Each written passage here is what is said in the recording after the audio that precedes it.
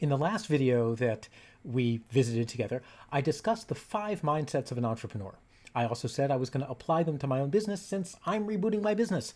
And since I don't know where I'm going to end up or what I'm going to end up doing, exactly who my market is going to be, what the product market fit is going to be, I figure great way to apply those mindsets is right here and right now. And I would love it if you would join me. So in this episode, and I'm going to try to keep this under 10 minutes, we're going to, number one, review the mindsets. I'll tell you how each mindset is factoring into what I'm doing right now. And then I have some questions for you and would appreciate some feedback. So let's dive right in. First mindset, pilot in plane. Now this mindset is a simple one. What it says is that rather than attempting to predict the future, especially since it's an unknowable future, let's keep in mind that having somebody actively engaged in deciding what to do next means that I'm creating my own future. So how does this apply to me? Unfortunately, this is one that I have an awful lot of trouble with. I have the kind of analytical brain that really wants to predict patterns. And it's very hard. It's like, in some ways I'm a very abstract thinker, but in some ways trying to formulate the future of a business is a very concrete thing.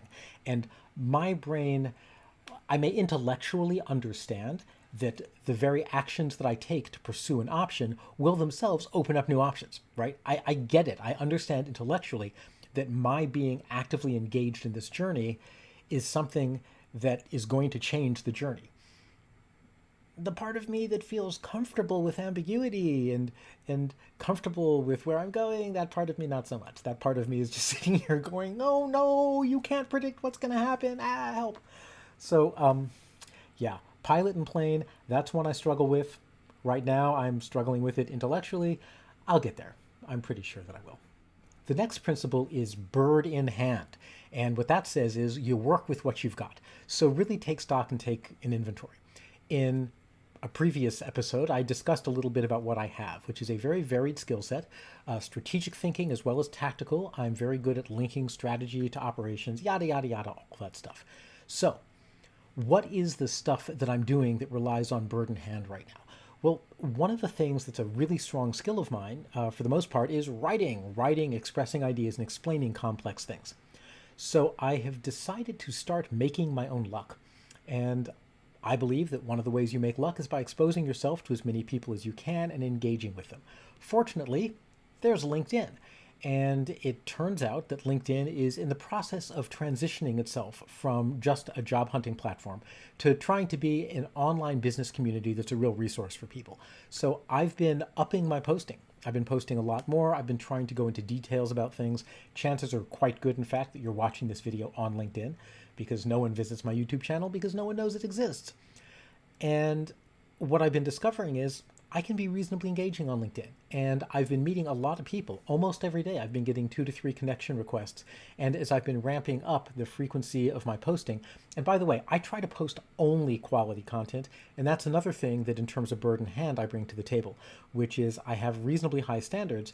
And, once upon a time, I helped redesign the Harvard MBA program. I've been an executive coach. I have a real wealth of business knowledge to draw on, which means I can actually produce relatively informative and hopefully entertaining or at least thought-provoking content.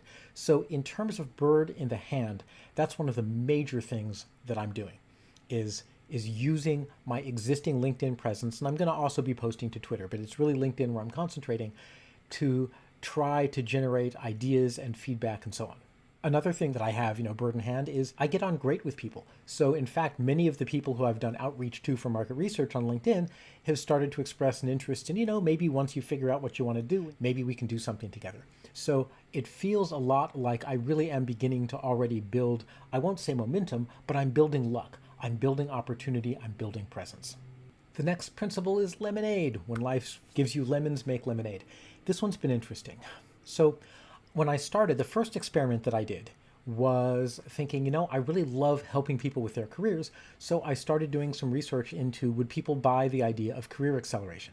So I will help people who are your high potential leaders rapidly advance through an organization. I would help them develop pretty much all of the non-functional skills, the political skills, the ability to manage projects, the ability to take a global perspective and think strategically, so on and so forth. What I found was Almost no one I talked to, neither employees, HR managers, nor CEOs, was really that interested in that. Everyone thought of it as a nice to have, but there was no one who was chomping at the bit saying, oh my gosh, I want that and I want that so badly, I will pay for it. And I mean, they would pay for it, but they would pay for it in a relaxed kind of way. I'm looking for something that solves a real problem that people have and solves it now, because that's the kind of thing I'm going to be able to build a scalable business on. So, boom, out with the career acceleration. Second thing I looked at was marketing for coaches. I had a meeting with a friend of mine who was a new coach, and we were discussing basic marketing concepts and how to think about marketing and the strategy she was using to build her business. And she walked away saying, oh my gosh, this is what you should be doing. So I walked off going, yes, maybe this is my market. This one, I found that I was resisting. It wasn't the other people who were lackluster. I found, it's never sat well with me. People who are, I will teach coaches how to build a business and I get a dozen of those solicitations a week. It feels very multi-level marketing to me. If I'm claiming to be the expert at building coaching businesses, I should just be building my coaching business. This notion of going after coaches, many of whom are very business naive people, and helping them, it just seemed not like a good fit. That's not, I don't know.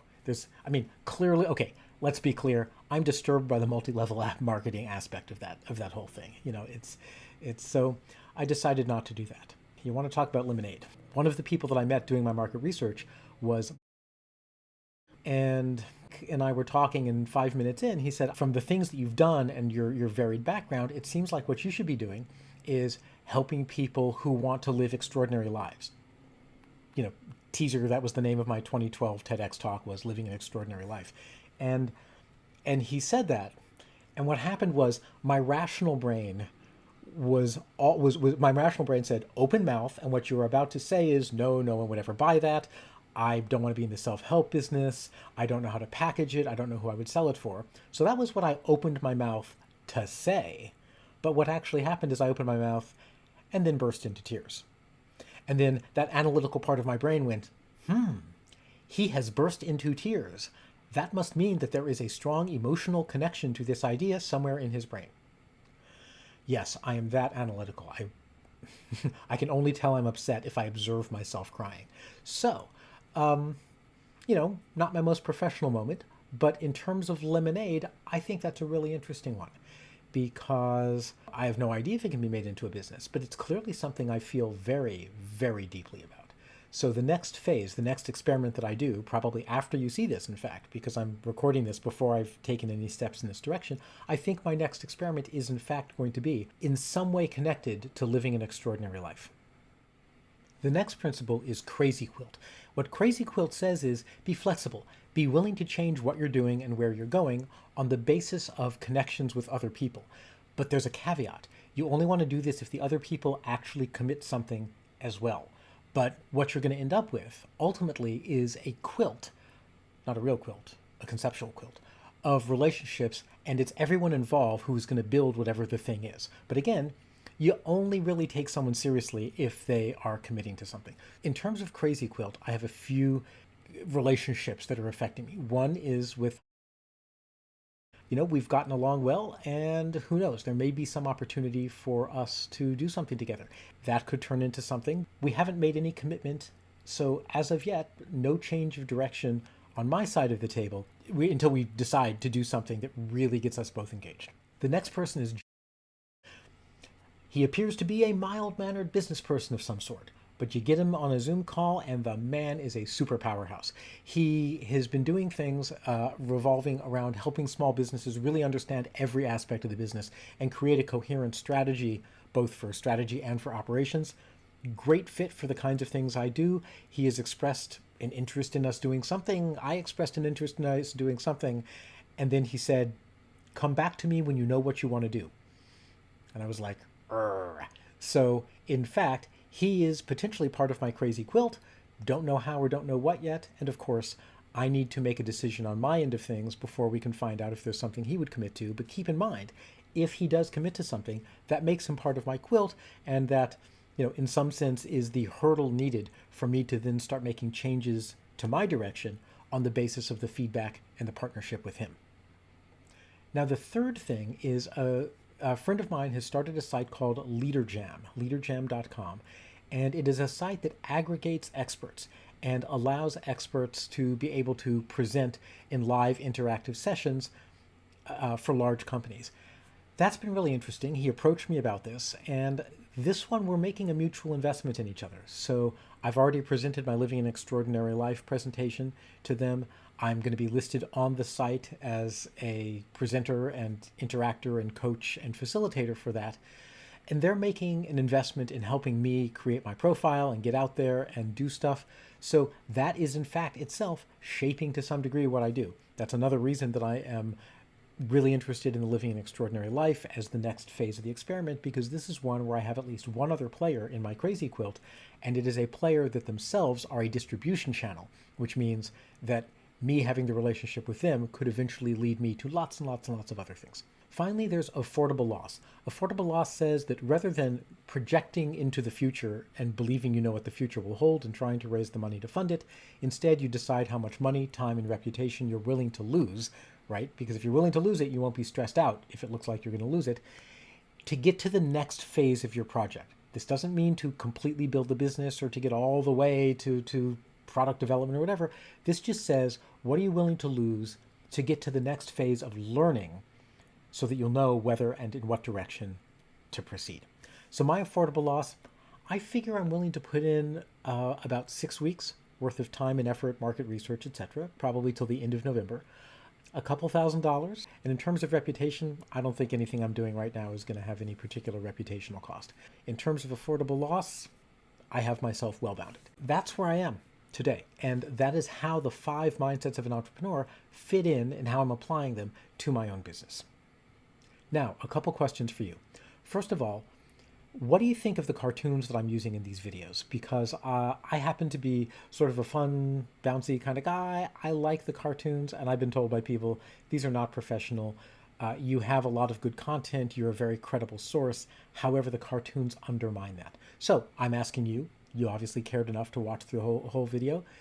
Do the cartoons undermine me or not? Number 2, I'm going to be away for the next few days. I am actually going to go do something fun for the first time since COVID hit. Thank you for joining me. I will be back to report on the next phase of whatever next week.